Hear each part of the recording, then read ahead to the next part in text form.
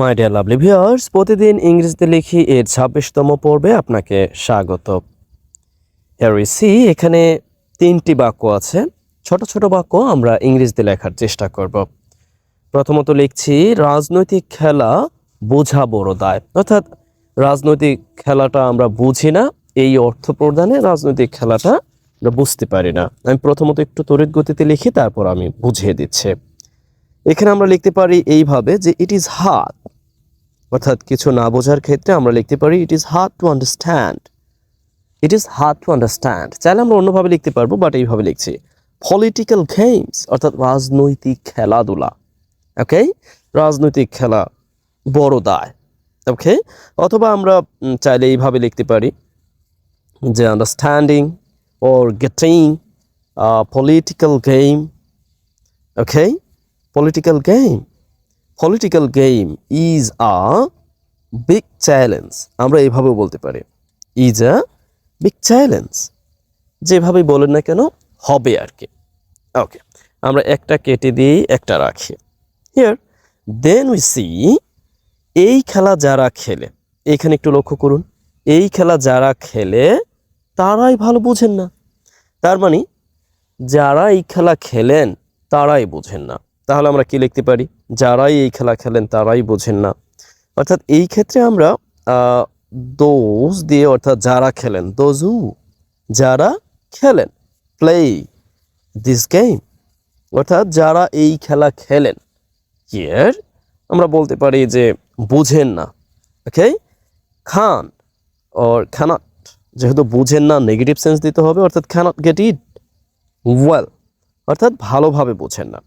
আমরা চাইলে এই বোঝাকে অর্থাৎ আন্ডারস্ট্যান্ড ব্যবহার করতে পারি, অথবা গেট এটা ব্যবহার করতে পারি, অথবা কম্প্রিহেন্ড ব্যবহার করতে পারি। অনেকভাবে আমরা লিখতে পারি। ওকে, হিয়ার তারপরে তাহলে আমরা কিভাবে বুঝি? অর্থাৎ যারা খেলেন তারাই তো বুঝেন না, তাহলে আমরা কিভাবে লিখি বা সরি টু সে কিভাবে বুঝি?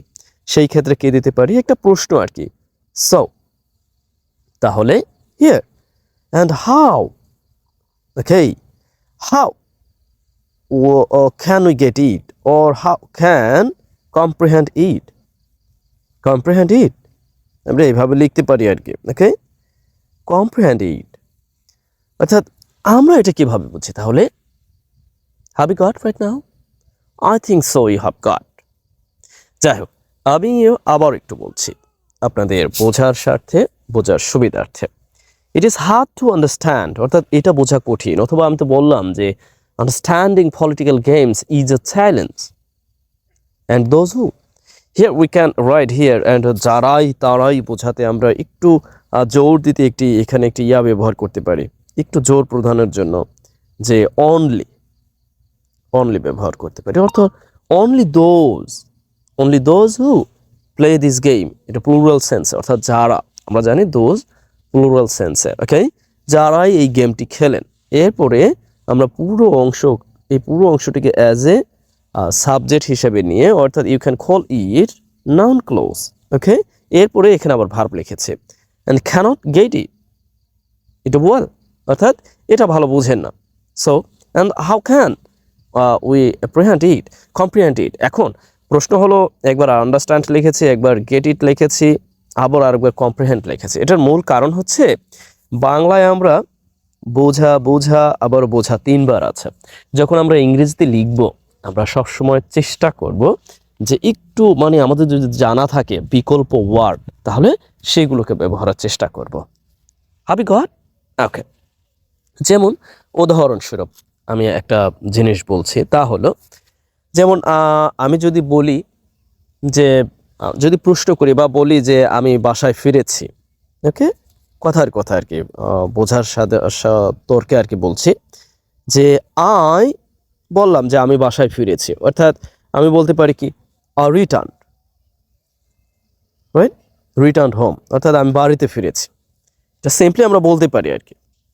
এখন আমি যদি বলি যে আমি বাসায় ফিরে এসেছি, দ্যাট মিনস আমি এটাও তো বলতে পারি যে আই কেম ব্যাক, অর্থাৎ বাসায় ফিরে এসেছিলাম, কেম ব্যাক হোম। অথবা আমি যদি এটাকে এইভাবে বলি আই গট হোম, অর্থাৎ আমি বাড়িতে ফিরে এসেছিলাম। এখনো হবে। এখন যদি আমরা ব্যবহার করি যে আই গট হোম, অর্থাৎ আমি বাড়ি ফিরে এসেছিলাম, অথবা আই ক্যাম ব্যাক হোম, আমি বাড়িতে এসেছিলাম, হাউ রিটার্ন, আমি বাড়িতে ফিরলাম, সব তো একই কথা। জাস্ট আমার জানার কারণে আমি তিনভাবে লিখতে পারছি। ঠিক একই রকমভাবে আপনি চাইলেও কি এই ব্যাপারগুলোকে এইরকমভাবে লিখতে পারেন। অবশ্য আপনার জন্য ভিন্ন কাজ থাকবে, আমি যদিও সময় স্বল্পতার কারণে ছোট্ট ভিডিও দিচ্ছি হিয়ার। আপনার কাজ হচ্ছে আপনি যেটা করতে পারেন, ওকে, আপনি লিখবেন যে রাজনৈতিক, ওকে, রাজনৈতিক মতাদর্শ, ওকে, মতাদর্শ আছে, মত ও আদর্শ, রাজনৈতিক মতাদর্শ বোঝা বেশ কঠিন। Whatever I'm writing here, I think so এটা আপনার জন্য খুব বেশি একটা ডিফিকাল্ট হবে না, কেননা ইতিমধ্যে আমি বলেছি আপনি কিভাবে লিখবেন।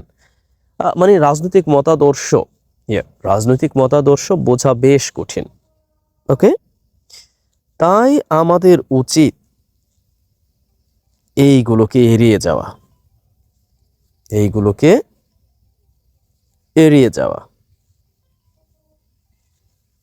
তাই তো। এতটুকু লেখা আপনি লিখবেন, ছোট্ট একটু কাজ দিয়েছি, এতটুকু লেখা আপনি লিখবেন।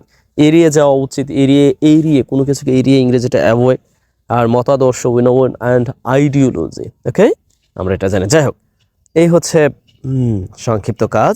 আর যদি আপনি চান তাহলে এই অংশ দিয়েও আপনি বাক্য তৈরি করতে পারেন, আরও বড় করতে পারেন, নো প্রবলেম।